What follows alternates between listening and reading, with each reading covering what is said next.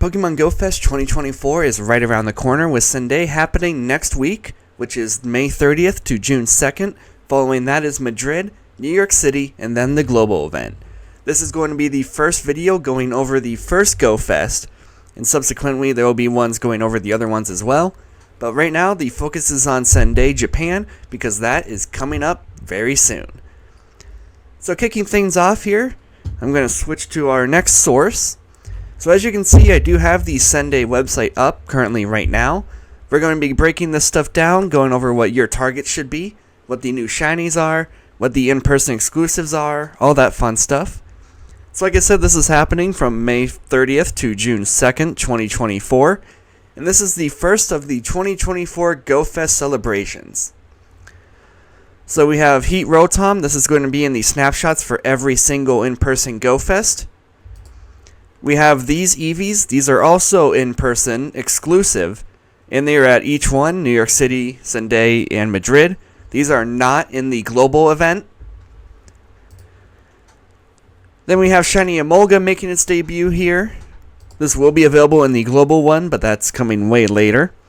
All the in-person ones are going to have Klefki as the featured regional. No shiny for this. We're also going to have Marshadow. Currently with its State of Mind move pool, this is the number 7 best fighting type. Ghost, it doesn't have any impact at all because it doesn't even get a ghost move. So we're going to have the merchandise, the shirts, and the hoodies and stuff.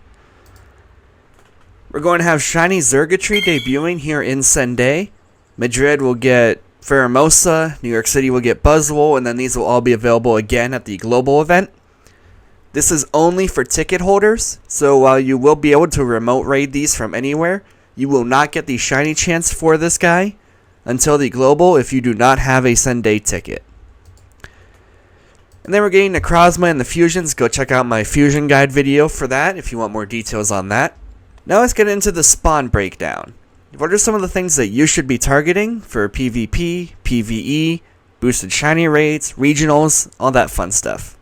So in the first habitat here, the Mountain Brook, we have Pikachu with a Moon Crown, Eevee with a Moon Crown. Pikachu will be in the global event, the Eevee will not. So focus on the Eevees if you're going to these because they will be pretty rare going forward. We have Poliwag, which is a PvP mon. We have the Scarf Lapras making a grand return. Lapras does have a G-Max in the future. This is also a rare or costume shiny, so there's that too. We have the Eevee. We have Dratini, which Shadow Dragonite is one of the top dragon types. It also has PvP play in pretty much every league. We have Totodile, which is a budget water type.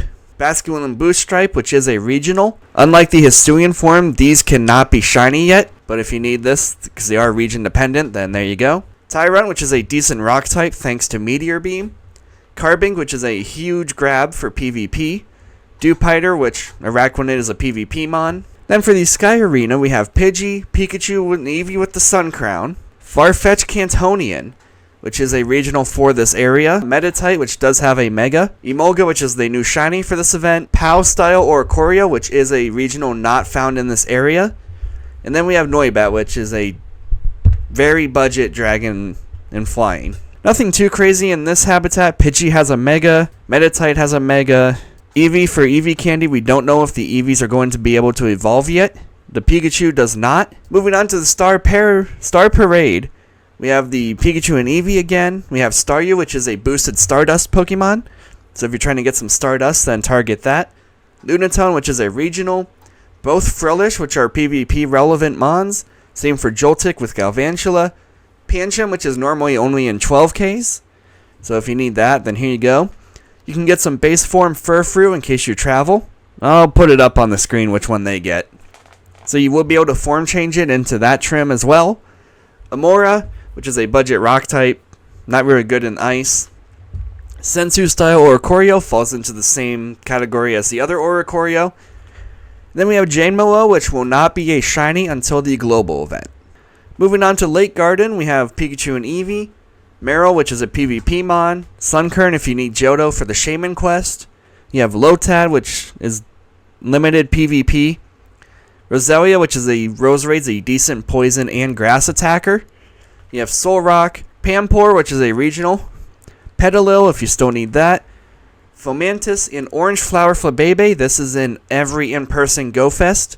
So if you didn't get the shiny during that event, then you can hopefully get it here. And then every single GoFest in person is going to have all of these unknown and Klefki. Klefki will not be shiny. However, unknown question mark is the must get here. This is the first time question mark unknown has been available since 2018. And it is also debuting with its shiny here, just like the exclamation point last year. So unknown question mark is going to be a big target for people this year. And then if you need any of these other ones, then there you go. Overall, there's some decent stuff for PvE. Get some candies for Lapras, Dratini, Totodile, Tyrunt. What else is there? Meditite, Pidgey for the Megas, Staryu for the Dust, Jane Moel for its eventual Calm Day, Roselia for Rose Raid, Flabebe, because I guess that's decent in Master League. So yeah, there's some decent stuff in here. We don't know what... These will probably give the Pikachu or the Eevee, depending. We don't know what encounters are going to be in this. This is going to be Heat Rotom, which base Rotom, or any of the forms for that matter, aren't anything amazing. They're more novelty mons in a sense.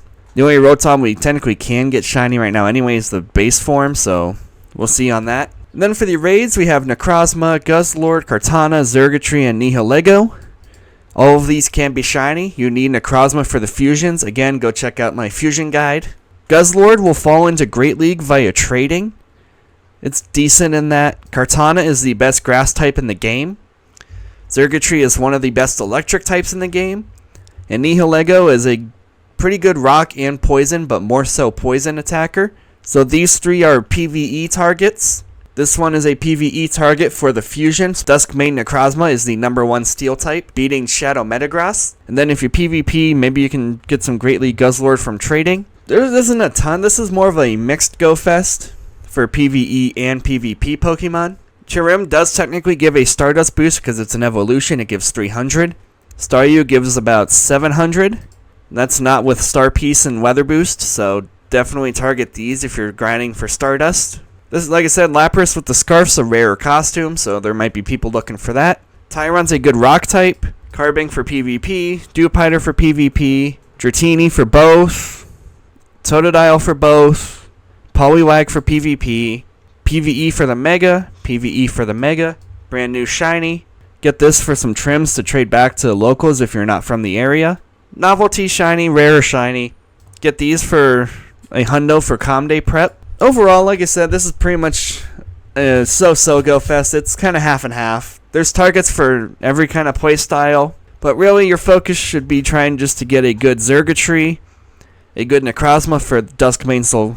Why do I keep saying Solgaleo? Duskmane Necrozma, and then get a good Nihilego if you don't have one yet.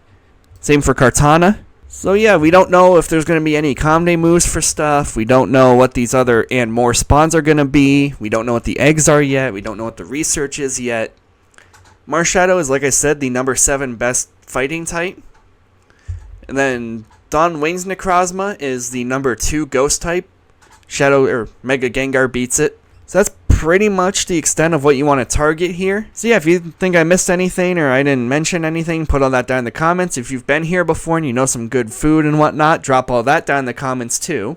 Stay tuned for the other breakdowns because we're going to go more in detail on New York City because I've been there and I'm going to that. Same for Global. We'll go over all the stuff for that as well. Madrid will be the next one because that's in a couple weeks from now. But the big one that's going to reveal a lot of info for us, such as the 7Ks and any other surprises, is happening next week. So stay tuned for that because there's a lot more GoFest stuff coming up.